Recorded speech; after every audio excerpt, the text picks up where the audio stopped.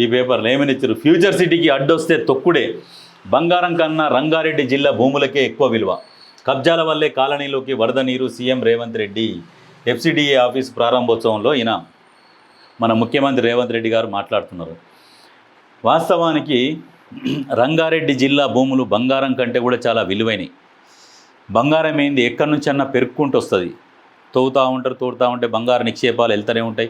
బంగారం టన్నుల కొద్దీ వస్తూనే ఉంటుంది. అది ఏదో ఒక రోజు పడిపోవాల్సిందే. భూమి పెరగదు కదా, భూమి పెరగదు. భూమి విలువ రోజు రోజుకు పెరుగుతూనే ఉంటుంది. బంగారం విలువ ఒకరోజు పెరుగుతుంది, ఒకరోజు పడిపోతుంది.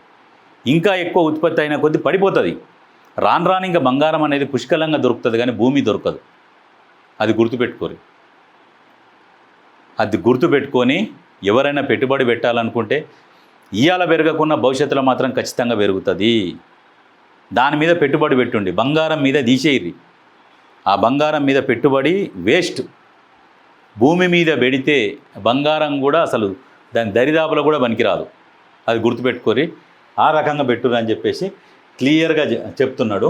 అయితే కాలనీలల్లో వరద నీరు ఎందుకు వస్తుంది, చిన్న వర్షానికే వరదలు ఎందుకు వస్తున్నాయి అంటే, గతంలో కూడా వెనకట ఊర్లలో ఎట్లా ఉంటుందంటే బావులు అలుగెళ్తుండేది, కుంటలు అలుగెళ్తుండేది. వర్షాలు పడితే బావులు నిండి కక్కి బయటికి నీళ్ళు వచ్చేది. కుంటలు నిండేది, కుంటలు కనుమరుగైపోయినాయి, బావులు ఎండిపోయినాయి. పరిస్థితులు ఎంత ఘోరంగా ఉన్నాయి. ఓన్లీ బోర్ల మీద నడుస్తున్నాయి వ్యవసాయాలు. అటువంటి పరిస్థితి క్రియేట్ అయింది. కారణం, చెరువులను మొత్తం మింగేస్తున్నారు. భూగర్భ జలాలు అంతరించిపోతున్నాయి. చెరువులు ఎన్నో కబ్జాకు గురైతే ఇక్కడెక్కడ అంటారు. భూగర్భ జలాల కనెక్షన్ ఎక్కడి నుంచో ఉంటుంది. అందుకనే ఎక్కువ చెరువులు ఉండడం వల్ల ఇక్కడ చెరువులు అక్కడ చెరువులు కానీ ఎక్కడెక్కడి నుంచో కనెక్షన్లు ఉంటాయి. కాబట్టి చెరువులను కాపాడుకుంటే భూగర్భ జలాలు, వర్షాలు వచ్చినప్పుడు నీళ్లు భూములకి ఇంకితే వర్షాలు వచ్చినప్పుడు బావులు నింతాయి, కుంటలు నింతాయి, చెరువులు నింతాయి, కలకలలాడుతాయి. ఆ చెరువులు వర్షాకాలంలో మేము చిన్నగా ఉన్నప్పుడు అవి నిండితే కప్పల సప్పుడు వస్తుండే రాత్రిపూట. ఇప్పుడు ఏమి లేవు. ఆ వర్షాలు పడ్డా ఎన్నో బాయిలకి ఇట్లా తొంగి చూడాలి, నీళ్ళేమన్నా వస్తున్నాయా లేవా. వర్షాలు మొత్తం దుమ్ము కురిసినా కానీ బావులలోకి నీళ్ళు వస్తలేవు. ఎందుకంటే భూగర్భ జలాలు అంతరించిపోతున్నాయి కాబట్టి వస్తలేవు. వీటిని కాపాడడం కోసమే ఇదే లక్ష్యంగా దృష్టి పెట్టుకొనే ఆయన చెయ్యవలసినంత వరకు చేద్దాం, నా ప్రయత్నం నేను చేస్తా, రాష్ట్రాన్ని ఎంత అభివృద్ధి చేయాలో అంతవరకు నా ప్రయత్నం నేను చేస్తా అన్న ఒక ఉద్దేశంతో, ఒక సంకల్పంతో ముందుకు పోతున్నాడు. నిజంగా ఈ చెరువులను పూడిక తీసి ఆ చెరువులను కబ్జాకు గురైన కాపాడి ఇవన్నీ చేస్తే వర్షాలు వచ్చినప్పుడు చెరువులలో నీళ్లు నిండి భూమిలోకి ఇంకి బోర్లలోకి నీళ్ళు వస్తాయి. ఎంతోమంది బోర్లు ఎండిపోతూ ఉంటే మళ్ళీ రీఫ్రెష్ చేస్తున్నారు. రీఫ్రెష్ చేయడం వల్ల ఏం ఉపయోగం లేదు. చెరువులను కాపాడుకోవాలి. చెరువులను కాపాడుకుంటే మన బోర్లు ఎండిపోవు.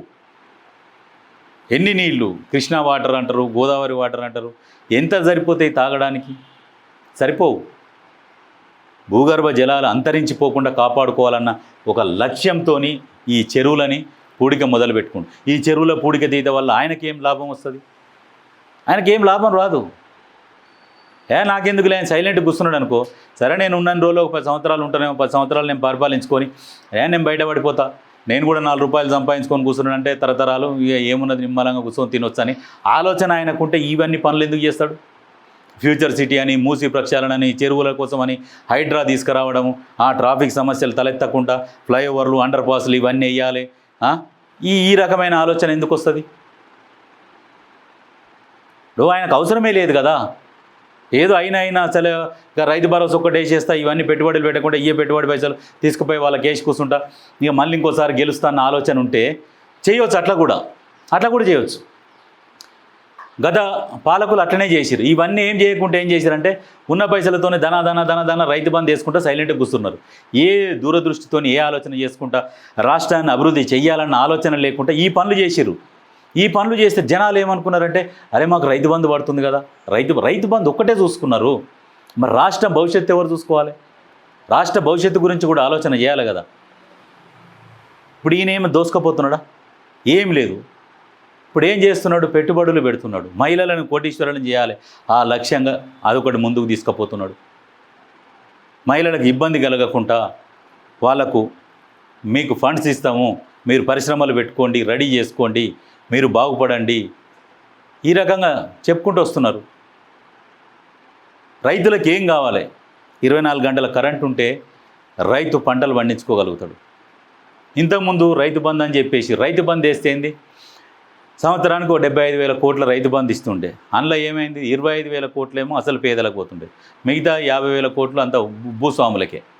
వాళ్ళకి ఏం అవసరం రైతు బంధు? నిజంగా పెద్ద పెద్ద భూస్వాములకు, సరే చిన్నకారు రైతులకు, సరే 5 ఎకరాలు 6 ఎకరాల వరకు ఉన్నోళ్ళు, 4-5 ఎకరాలు ఉన్నోళ్ళ వరకు అంటే సరే రైతు బంధు ఇస్తుర్రు అంటే సరే, వాళ్ళకు నీళ్లు లేకనో పంటలు పండకనో సరే ఏదో వాళ్ళని కాపాడుకుంటందుకు రైతు బంధు ఇస్తుర్రు అంటే ఓకే.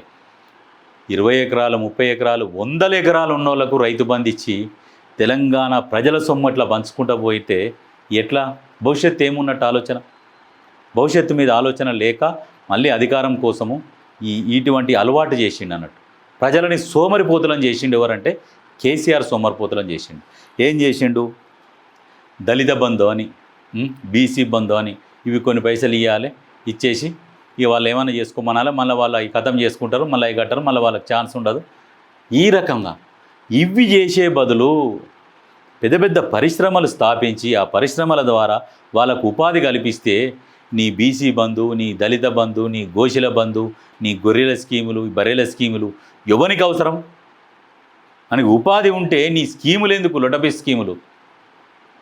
అంటే ఆ రకంగా అవగాహన లేకుండా అధికారం కోసమే పరిపాలించింది కేసీఆర్. భవిష్యత్తు తెలంగాణ ప్రజలకు భవిష్యత్తు గురించి ఆలోచన చేసి పరిపాలిస్తున్నది రేవంత్ రెడ్డి. ఇది వాస్తవం. అంటే ఏ పార్టీనో జోకాలి, వీళ్ళని జోక్కుంటూ పోవాలన్న ఆలోచన కాదు. జోక్తే ఏం వచ్చేది ఏముండదు, ఆలోచన ఉండాలి. ఇప్పుడు ఆయనకు కూడా ఏం అవసరం లేదు, ఇప్పుడు ఇవన్నీ చేయాల్సిన అవసరం లేదు. కేసీఆర్ లాగా పరిపాలించాలంటే మస్తు పరిపాలించవచ్చు, మంచిగా వండుకొని. ఈయన కూడా ఎన్నో 100 ఎకరాలు ఫామ్ హౌస్ తీసుకొని ఫామ్ హౌస్లో కూర్చొని నడవని రైతు బంధు రైతు టైం కేర్ అని ఫోన్లలో చేసుకుంటా కూర్చోవచ్చు. ఈయన 90 కోట్ల దాక్కుండా పొద్దు నుంచి పొద్దుకిందాక నచ్చిన మేకపోతును కోపించుకొని అందులో ఉన్న మంచి మంచి సామాన్లు ఏంపుకొని తినుకుంటా కూర్చోవచ్చు. అట్లా కూడా ఆయన పరిపాలిస్తాడు. భవిష్యత్తు ఏది? భవిష్యత్తు మీద ఆలోచన ఉండాలి, పరిపాలన మీద పట్టు ఉండాలి, ఒక లక్ష్యంతో పనిచేయాలి. ఇటువంటి పనులు చేస్తే భవిష్యత్తు బాగుంటుంది.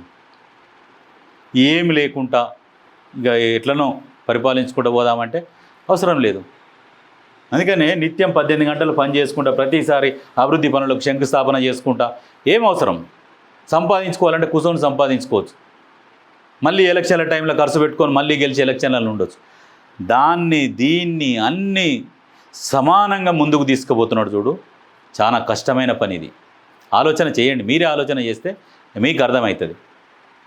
ఏంటంటే ఇప్పుడు కొంతమందికి కుళ్ళు అవుతుంది, ఈ రేవంత్ రెడ్డి ఇట్లా డెవలప్ చేసుకుంటూ పోతే, ఇట్లా అభివృద్ధి పనులే ముందల పెట్టుకొని లక్ష్యంగా ముందుకు పోతే భవిష్యత్తులో మాకు అధికారం ఇంకా చాలా దూరం అవుతుంది అనే ఒక భయంతో ఈ ప్రభుత్వం మీద బురద జల్లుతున్నారు. తప్పితే వాళ్ళ గుండె మీద చేసుకొని చెప్పమనుర్రి. రేవంత్ రెడ్డి చేస్తున్న పనులు కరెక్ట్ ఉన్నాయా లేవా ఓపెన్గా చెప్పరు. ఎందుకంటే భవిష్యత్తు ఉండదు వాళ్ళకు. రేవంత్ రెడ్డి మంచి అభివృద్ధి చేస్తున్నాడని చెప్పారనుకో, ప్రజలు మొత్తం ఆయనకు బ్రహ్మరథం పడతారు కదా. అట్లా అందుకనే ఇవి ప్రజలే ఆలోచన చేసుకోవాలి. ఎందుకంటే ఇది ఎవరో చెప్తే ఏదో చేస్తే కాదు, వాళ్ళంతలా వాళ్ళకు ఆలోచన వచ్చినప్పుడే అప్పుడే మార్పు మొదలవుతుంది, ఆలోచన వస్తుంది అన్నట్టు. ఈయన ఏం చేస్తున్నాడు ఏంది అని ప్రజలు ఆలోచన చేసుకోవాలి. వాడు ఎల్లిగాడు చెప్తాడు, మల్లిగాడు చెప్తాడు, పుల్లిగాడు చెప్తాడు, మస్తు ముచ్చట్లు చెప్తారు. ఇది వేస్తలేడా, ఇంకా రైతు బంధు రాకపోయా, రైతు భరోసా ఇన్ని ఎగ్గొట్టి అన్ని ఎగ్గొట్టి అంటే ఒరిజినల్ రైతులకు పడ్డ కాడికి పడుతూనే ఉన్నాయి. భూస్వాములు కొంచెం వెనుకో ముందో తట్టుకోవాలి.